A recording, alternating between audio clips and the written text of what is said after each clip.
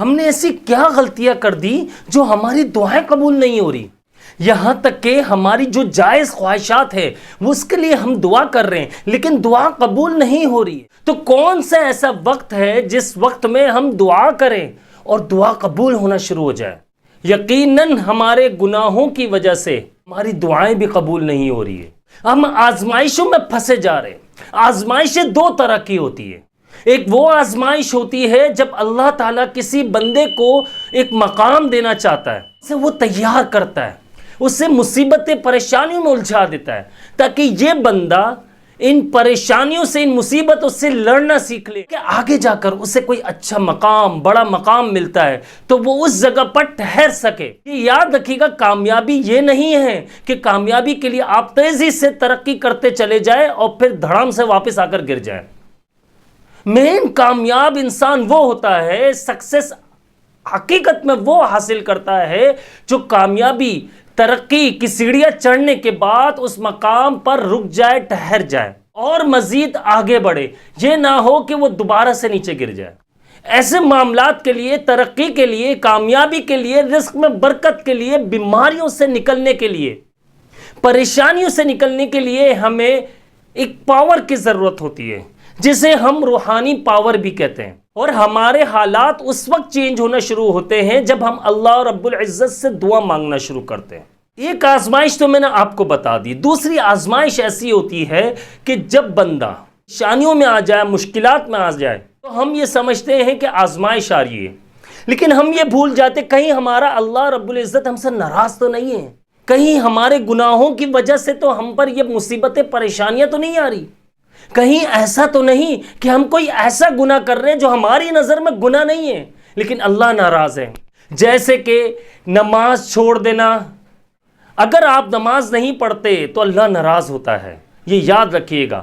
اگر آپ کسی کا حق کھا گئے، کسی کے پیسے کھا گئے اور دے نہیں رہے، یہ بھی اللہ کی ناراضگی کا سبب بنتا ہے۔ دوسرا یہ ہے کہ ماں باپ کا دل دکھانا، ماں باپ اگر ناراض ہیں تو اللہ بہت سخت ناراض ہوتا ہے، رزق تنگ کر دیتا ہے، صحت میں برکت چھین لیتا ہے، ختم کر دیتا ہے، عمر میں برکت نہیں رہتی، آنکھوں میں ایک چمک جو ہوتی ہے انسان کے وہ ختم ہو جاتی ہے، وہ بے چین سے رہنے لگتا ہے۔ اور بیوی بچوں کے حقوق پورے نہ کرنا، بیوی کو کمزور، حقیر سمجھنا، اس پہ ظلم کرنا، اس کا خیال نہ رکھنا، اس کی جائز خواہشات کو پورا نہ کرنا۔ اگر آپ کے اندر استطاعت ہے اور پھر بھی آپ یہ ظاہر کر رہے ہو کہ میں تو مرد ہوں، میرے لیے کوئی ضروری نہیں، میری بیوی کے لیے ضروری ہے کہ وہ مجھے فالو کرے، آپ نے اگر یہ سوچ لیا، آپ اس کا دل دکھا رہے ہو، بچوں کو پریشان کر رہے ہو، آپ کے بچے آپ سے خوش نہیں ہیں، تو یقین مانیے اللہ تعالیٰ بہت سخت ناراض ہوتا ہے۔ اور بڑھاپا ایسے لوگوں کا بہت خطرناک ہو جاتا ہے۔ جب آپ بڑھاپے میں قدم رکھتے ہو تو بیوی اور بچے آپ سے منہ پھیر لیتے ہیں، پھر آپ کی عزت باقی نہیں رہتی۔ اس کے بعد اگر ہم بات کریں رشتہ داروں سے تعلق توڑ دینا، رشتہ دار جو آپ کے ساتھ صحیح چل رہے ہو، وہ رشتہ دار جو آپ سے حسد نہ کرتے ہو، وہ رشتہ دار جو آپ کا خیال رکھتے ہو برے وقتوں میں، اور آپ بلا وجہ یار میں زیادہ لوگوں سے نہیں ملتا، رشتے ختم کرتے جا رہے ہو، تو اللہ تعالیٰ بہت ناراض ہوتا ہے۔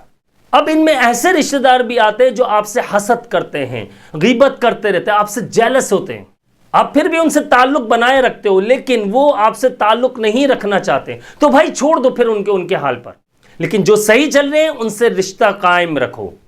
غیبت کرنا، غیبت جو ہے آپ کسی کی برائی کرتے، چغلی کرتے بلا وجہ، آپ لوگ اس بندے کے پیچھے پڑ رہے ہیں، آپ اس کی برائیاں کر رہے ہیں، اللہ تعالیٰ کبھی بھی معاف نہیں کرتا، اس لیے کسی کا دل مت دکھائیے۔ اب بات یہ آ جاتی ہے، ہمارا مین ٹاپک ہے کہ دعا قبول کیوں نہیں ہو رہی، ہماری جائز خواہشات جو ہے جس کی وجہ سے ہم پریشان ہو رہے کہ یار اتنی مصیبتیں، اتنی آزمائشیں، یہ سب ختم کیوں نہیں ہو رہی ہے۔ میرے بھائیوں، میری بہنوں، سب سے پہلے اللہ رب العزت سے معافی مانگو، جن کا آپ نے دل دکھایا ہوا ہے ان سے معافی مانگو، اپنے آپ کو بدلو۔ اگر ترقی کرنی ہے اپنے آپ کو بدلنا ہوگا، اپنے اندر سے میں پن کہ میں ہی سب کچھ ہوں، اس چیز کو ختم کرنا ہوگا، تو پھر آپ ترقی حاصل کر سکتے ہو۔ لوگوں کے دلوں میں اپنی جگہ بناؤ، ایسے بن جاؤ کہ لوگ تم سے خوش ہونے لگے، سے جیلس نہ ہو۔ پھر کن اوقات میں دعا قبول ہوتی ہے اس پر بات کرتے ہیں۔ تو علماء اکرام فرماتے ہیں سب سے بہترین ٹائم جو ہوتا ہے وہ تہجد کا ہے. تہجد میں آپ اللہ پاک سے دعا مانگو. اگر آپ یہ سوچ رہے ہو کہ یار آنکھ نہیں کھلتی تو بھائی کوشش کرو. یقین مانیے سچ بتا رہا ہوں میں آپ کو, میں نے اپنی زندگی میں ایسے بہت بڑے بڑے فیصلے جو عام لوگوں کی زندگی میں امپاسبل, کہ ممکن ہی نہیں, ناممکن والی بات, وہ ہو نہیں سکتے. کبھی مسئلے حل, کبھی بھی مسئلے حل نہیں ہو سکتے. لیکن میں لوگوں کو یہی کہتا ہوں ہر کام ہو سکتا ہے, اللہ کی مرضی شامل ہونی چاہیے. اللہ کو راضی کر لو, وہ دنیا کو تمہارے سامنے جھکا دے گا. اگر آپ بھی چاہتے ہو کہ آپ کی جائز خواہشات پوری ہو, آپ کے جو گولز وہ پورے ہو جائیں, آپ ترقی کے اس مقام پر پہنچ جاؤ جو آپ چاہتے ہو, یقین مانیے سچ بتاؤں آپ کو وہاں سے رزق ملے گا.